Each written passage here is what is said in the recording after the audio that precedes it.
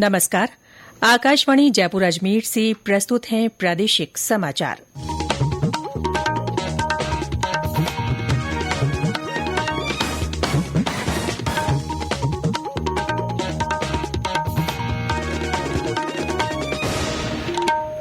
मुख्य समाचार। Rising Rajasthan investment summit को लेकर नई दिल्ली में इन्वेस्टर मीट का आयोजन। 8 लाख करोड़ रुपए से अधिक के समझौतों पर हुए हस्ताक्षर। चिकित्सा मंत्री गजेंद्र सिंह खेवसर ने मौसमी बीमारियों के बढ़ते मामलों को देखते हुए चिकित्सा विभाग को हाई अलर्ट मोड पर रहने के दिए निर्देश।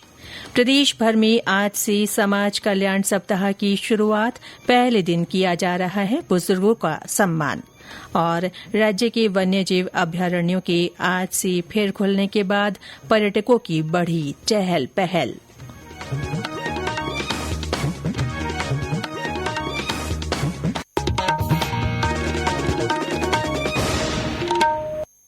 समाचारों के साथ मैं रितिका गुप्ता और अब समाचार विस्तार से।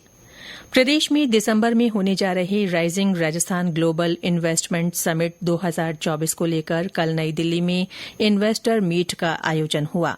मुख्यमंत्री भजनलाल शर्मा के नेतृत्व में हुई इस मीट के दौरान प्रदेश में निवेश के लिए राज्य सरकार के ब्यूरो ऑफ इन्वेस्टमेंट प्रमोशन और विभिन्न कंपनियों के बीच 8 लाख करोड़ रुपए से अधिक के एमओयू पर हस्ताक्षर किए गए। इन एमओयू को मिलाकर प्रदेश में निवेश के लिए किए गए एमओयू का कुल मूल्य 12,50,000 करोड़ रुपए से अधिक हो गया है। इन्वेस्टर मीट में मुख्यमंत्री के अलावा उद्योग और वाणिज्य मंत्री कर्नल राज्यवर्धन सिंह राठौड़, मुख्य सचिव सुधांशु पंत और अन्य उच्चाधिकारी मौजूद रहे। इस दौरान उद्योग और व्यापार जगत की कई जानी मानी हस्तियां भी शामिल हुईं। चिकित्सा और स्वास्थ्य मंत्री गजेंद्र सिंह खेवसर ने मौसमी बीमारियों के बढ़ते मामलों को देखते हुए चिकित्सा विभाग को हाई अलर्ट मोड पर रहने के निर्देश दिए हैं। श्री खेवसर ने अधिकारियों और कार्मिकों को कार्यस्थल पर मौजूद रहकर रोगियों को जांच और उपचार सेवाएं तुरंत उपलब्ध कराते हुए मौसमी बीमारियों पर नियंत्रण का प्रबंधन करने को कहा है। श्री खेवसर कल जयपुर में आयोजित उच्च स्तरीय बैठक में प्रदेश भर में मौसमी बीमारियों की स्थिति की समीक्षा कर रहे थे। उन्होंने कहा कि चिकित्सा विशेषज्ञों के अनुसार आगामी 1 महीना मौसमी बीमारियों की दृष्टि से चुनौतीपूर्ण है। इसे ध्यान में रखते हुए इनके नियंत्रण के माकूल इंतजाम सुनिश्चित किए जाएं। चिकित्सा मंत्री ने कहा कि जिन जिलों में मौसमी बीमारियों के मामले ज्यादा सामने आ रहे हैं वहां विशेष सतर्कता बरती जाए। उन्होंने अधिकारियों को लगातार निगरानी रखते हुए एंटी लार्वल, सोर्स रिडक्शन और फॉगिंग सहित अन्य गतिविधियां नियमित रूप से चलाने को कहा। चिकित्सा मंत्री ने अस्पतालों में जांच किट्स और दवाओं की पर्याप्त उपलब्धता रखने के भी निर्देश दिए। राज्य के सरकारी अस्पतालों में आज से ओपीडी का समय बदल गया है। स्वास्थ्य विभाग ने इस संबंध में आदेश जारी किए हैं। अब अस्पतालों का समय सुबह 9 बजे से दोपहर 3 बजे तक रहेगा। रजिस्ट्रेशन का काम सुबह 8:30 बजे से शुरू होगा। जेके लोन हॉस्पिटल जयपुर के अधीक्षक डॉ कैलाश मीना ने बताया कि मौसमी बीमारियों को देखते हुए 8 घंटे की अलग से ओपीडी संचालित की जाएगी। उन्होंने बताया कि डेंगू, मलेरिया, चिकनगुनिया जैसी मौसमी बीमारियों के लिए संचालित विशेष ओपीडी सरकारी अवकाश वाले दिन 4 घंटे संचालित की जाएगी। वहीं आज से सरकारी स्कूलों के समय में कोई बदलाव नहीं किया गया है। मानसून की रवानगी के समय पड़ रही तेज गर्मी को देखते हुए शिक्षा विभाग ने ये आदेश जारी किए हैं। माध्यमिक शिक्षा निदेशक आशीष मोदी ने बताया कि शिक्षक संगठनों ने शिक्षा मंत्री को ज्ञापन देकर 1 अक्टूबर से समय नहीं बदलने की मांग की थी। प्रधानमंत्री नरेंद्र मोदी के नेतृत्व वाली सरकार के तीसरे कार्यकाल में पहले 100 दिनों में किए गए महत्वपूर्ण कामों के बारे में जानकारी देने के लिए आकाशवाणी जयपुर के प्रादेशिक समाचार बुलेटिनों में विशेष श्रृंखला चलाई जा रही है। आज हम आपको बता रहे हैं किसानों और उपभोक्ताओं के कल्याण के लिए सरकार द्वारा लिए गए अहम फैसले के बारे में। केंद्र ने प्रधानमंत्री अन्नदाता आय संरक्षण पीएम आशा अभियान की एकीकृत योजना को 15वें वित्त आयोग चक्र के दौरान वर्ष 2025-26 तक 35,000 करोड़ रुपए के कुल बजट के साथ जारी रखने को मंजूरी दी है। इससे किसानों को लाभकारी मूल्य प्रदान किया जा सकेगा और उपभोक्ताओं के लिए आवश्यक वस्तुओं की कीमतों में उतार चढ़ाव को नियंत्रित किया जा सकेगा। सरकार ने मूल्य समर्थन योजना PSS और मूल्य स्थिरीकरण कोष PSF योजना को पीएम आशा के तहत एकीकृत किया है ताकि किसानों और उपभोक्ताओं की सेवा अधिक प्रभावी ढंग से की जा सके। अब एकीकृत पीएम आशा योजना लागू की जाएगी, जिसमें MSP संचालन कृषि और किसान कल्याण विभाग द्वारा क्रियान्वित किया जाएगा और गैर MSP संचालन DOCA द्वारा क्रियान्वित किया जाएगा। इससे किसानों को इन फसलों की अधिक खेती करने के लिए प्रेरित किया जाएगा और घरेलू आवश्यकताओं को पूरा करने के लिए आयात पर निर्भरता कम करने में मदद मिलेगी। न्यूज डेस्क की रिपोर्ट के साथ समाचार कक्ष से मैं दुर्गेश नारायण भटनागर। ये समाचार आकाशवाणी जयपुर अजमेर से प्रसारित किए जा रहे हैं।